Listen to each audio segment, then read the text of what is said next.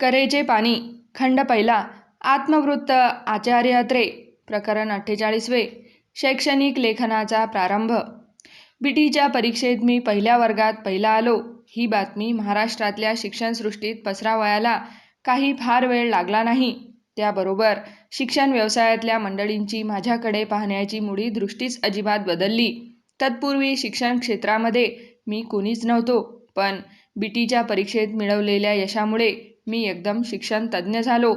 शैक्षणिक प्रश्नावर माझे मत किंवा सल्ला विचारण्यास हळूहळू शिक्षक येऊ लागले।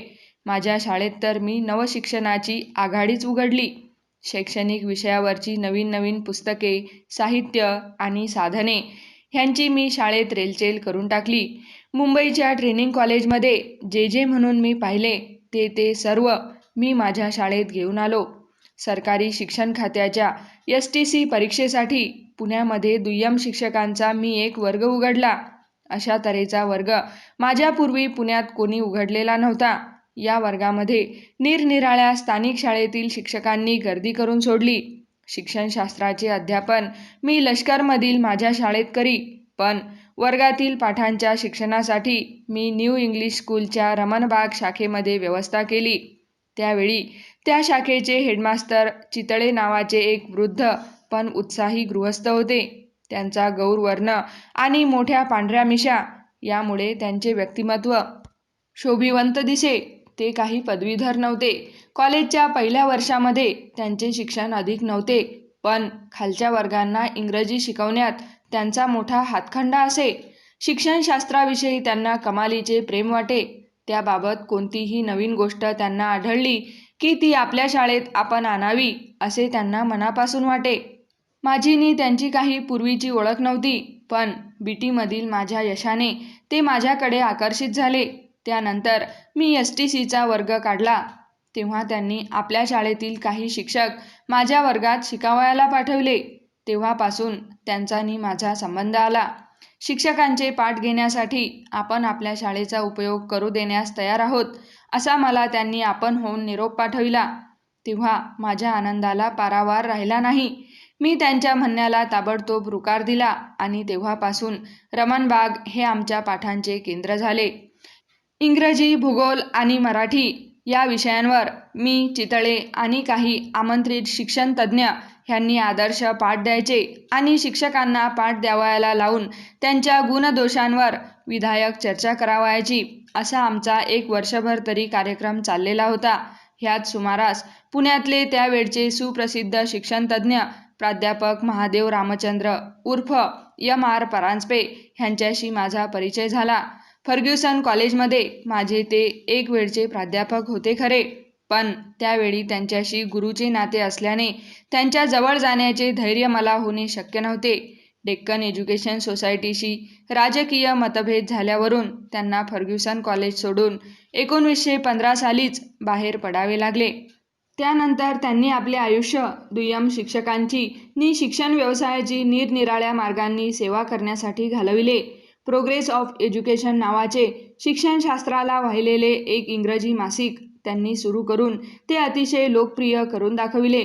दुय्यम शिक्षणाचा विचार करणारी शिक्षा विचार मंडळ नावाची एक संस्था पूर्वीपासून पुण्यात होती। ही संस्था मध्यंतरी पुष्कळ वर्षे बंदच होती। प्राध्यापक M.R. परांजपे ह्यांच्या नेतृत्वाखाली या संस्थेचा आम्ही जीर्णोद्धार केला। प्राध्यापक द.वा. पोद्दार, प्राध्यापक ना.ग. नारळकर, मी स्वतः, भावे स्कूलचे नि.वा. किंकर, प्राध्यापक रा.वी. ओतुरकर, त्रि.बा. भोपळे मास्तर अशी आम्ही मंडळी दर पंधरवड्याला एकदा तरी नियमितपणे जमून निरनिराळ्या शैक्षणिक विषयांवर निबंध वाचन आणि चर्चा करू लागलो। आमच्या या शिक्षा विचार मंडळाची गावातले काही लोक थट्टा करीत असत। ते म्हणत, शाळेतल्या मुलांना शिक्षा कशी करावयाची ह्याचा विचार करण्यासाठी मास्तर लोकांनी हे मंडळ मुद्दाम काढलेले आहे। ट्रेनिंग कॉलेजमधून आम्ही शिक्षणशास्त्राचा अगदी कोरा करकरीत अभ्यास करून आल्याने आम्ही स्वतःला त्या बाबतीत अत्यंत आधुनिक आणि पुरोगामी समजत होतो। विशेषतः इंग्रजी शिकविण्याची डायरेक्ट मेथड ही एक 100% पूर्ण आणि आदर्श अशी पद्धत आहे असे छातीवर हात मारून त्यावेळी आम्ही सांगत होतो। प्राध्यापक M.R. परांजपे हे भाषांतर पाठमालेच्या जमान्यातले शिक्षक असल्याने त्यांना डायरेक्ट मेथडबद्दल आमच्या एवढे प्रेम वाटणे शक्य नव्हते. भाषांतर पद्धती आणि संभाषण पद्धती यांचा समन्वय करावयाला हवा असे त्यांचे म्हणणे होते. ते काही अवाजवी नव्हते, पण आमच्या डोक्यात त्यावेळी फक्त डायरेक्ट मेथडच भरलेली होती ना, तेव्हा आम्हाला साहजिकच M.R. ह्यांची भूमिका अशास्त्रीय आणि हास्यास्पद वाटत होती. मुंबईच्या फ्री प्रेसमध्ये M.R. परांजप्यांनी इंग्रजी भाषेचे अध्यापन या मथळ्याखाली 2 इंग्रजी लेख लिहून मुंबईच्या ट्रेनिंग कॉलेजमधील इंग्रजी अध्यापन पद्धतीवर सनसनीत हल्ला चढवला. तेव्हा मलाही आवेश चढला. त्यांच्या आक्षेपांना आणि आरोपांना उत्तर देण्यासाठी मग मीही फ्री प्रेसमध्ये 3 इंग्रजी लेख लिहून त्यांच्या सर्व युक्तिवादांचे खंडन केले आणि मुंबईच्या ट्रेनिंग कॉलेजमधील इंग्रजी अध्यापन पद्धतीच कशी बरोबर आहे हे दाखवून दिले. त्या माझ्या लेखांवर सेकंडरी ट्रेनिंग कॉलेजचे प्रिन्सिपल हॅमले इतके खुश झाले की कॉलेजचे नाव तुम्ही राखले असे पत्राने कळवून त्यांनी माझे अभिनंदन केले. अशा काही थोड्याशा बाबतीत जरी M.R. ह्यांचा आणि माझा मतभेद त्यावेळी झाला असला तरी शैक्षणिक बाबतीत त्यांच्या अनुभवाचा आणि मार्गदर्शनाचा मला फार मोठा फायदा झाला.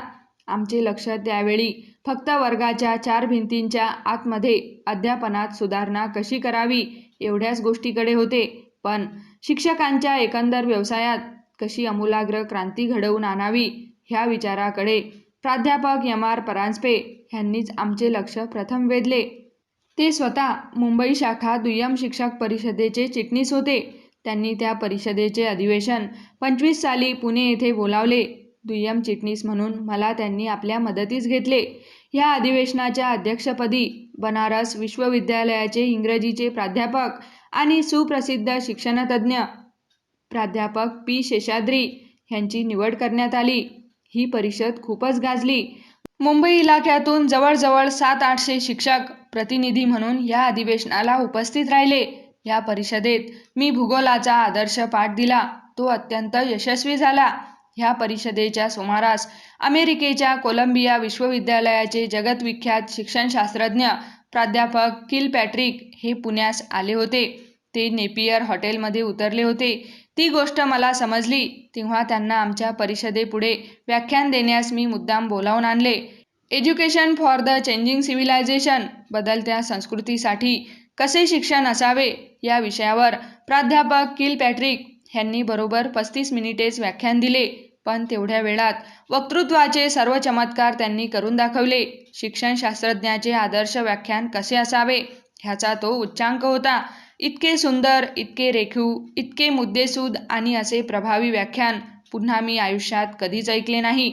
माझ्या शैक्षणिक लेखनाचा प्रारंभ ह्याच सुमारास झाला. त्याचा योगायोग असा जमून आला. श्री वि. स. सुकटणकर ह्या नावाच्या एका तरुण आणि उत्साही लेखकाने आधुनिक मराठी कवितांचा वासंती ह्या नावाने एक संग्रह प्रसिद्ध करावयाचे ठरविले. तो संग्रह दुय्यम शाळांमध्ये अभ्यासासाठी लागावा असा त्यांचा उद्देश होता. त्यांची माझी काही पूर्वीची ओळख नव्हती. कोणाकडून तरी त्यांनी माझे नाव ऐकले आणि माझ्याकडे येऊन त्यांनी मला त्या कविता संग्रहाला प्रस्तावना लिहिण्याची विनंती केली. ती मी मान्य केली. त्यावेळी प्राथमिक आणि दुय्यम शाळांमधून मराठीची सरकारी क्रमिक पुस्तके चालू होती. ही पुस्तके मुंबई सरकारच्या शिक्षण खात्याने नेमलेल्या टेक्स्ट बुक कमिटीने 60-70 वर्षांपूर्वी पहिल्याने तयार केलेली होती. त्यानंतरच्या काळात त्यांच्यामध्ये 2 का 3 वेळाच थोडाफार बदल करण्यात आलेला होता, पण तो केवळ मामूली होता. शिक्षणशास्त्रात, अध्यापन पद्धतीत आणि मराठी साहित्यामध्ये 20व्या शतकात जी प्रचंड प्रगती झालेली होती तिचा क्रमिक पुस्तकांना कोठे पत्ता लागलेला आढळून येत नव्हता.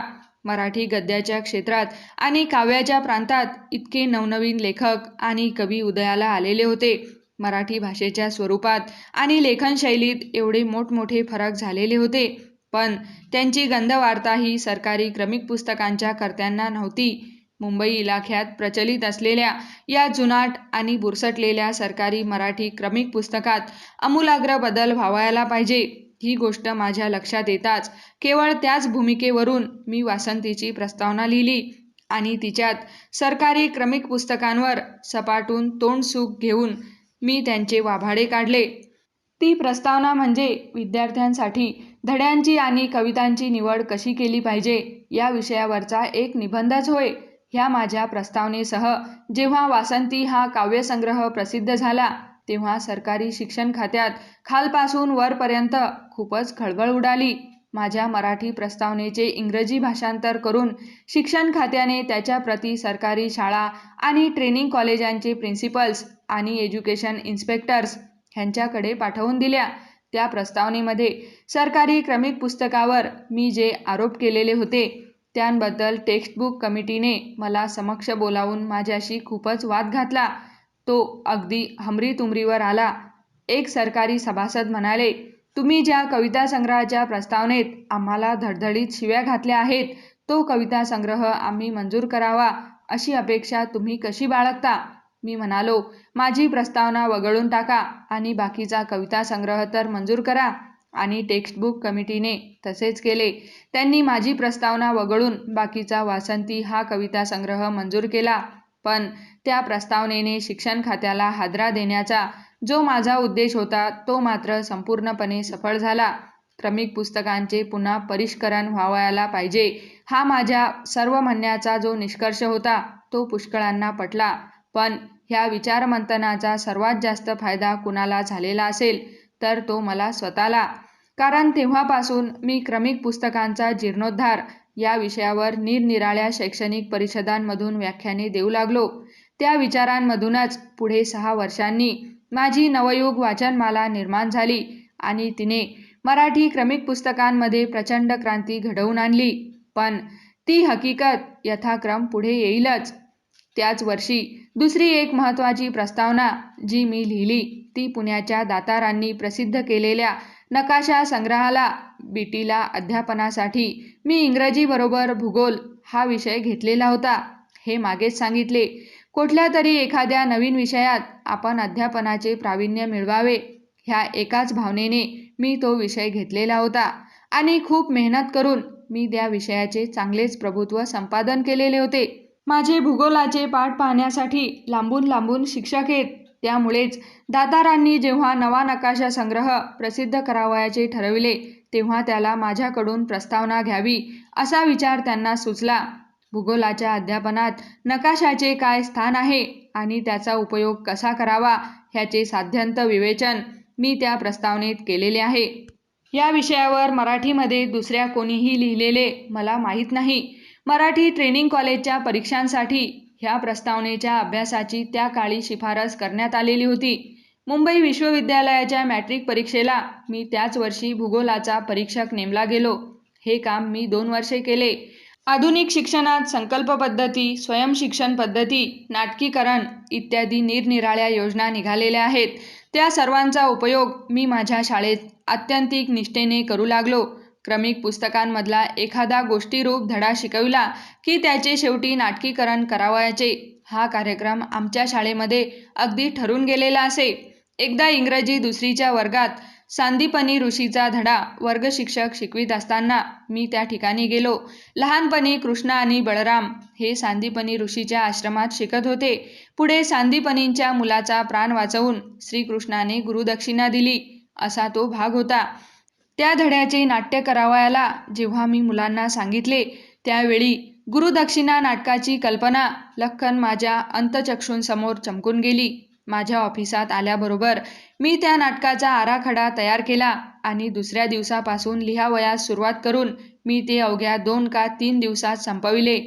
मी पूर्वी लिहिलेल्या प्रल्हाद या नाटकाप्रमाणेच गुरुदक्षिणा हे नाटक फक्त पुरुष पात्रांचे असून केवळ शाळेच्या संमेलन प्रसंगी विद्यार्थ्यांनी करण्याला सोयीचे पडावे ह्या दृष्टीनेच मी ते लिहिले होते.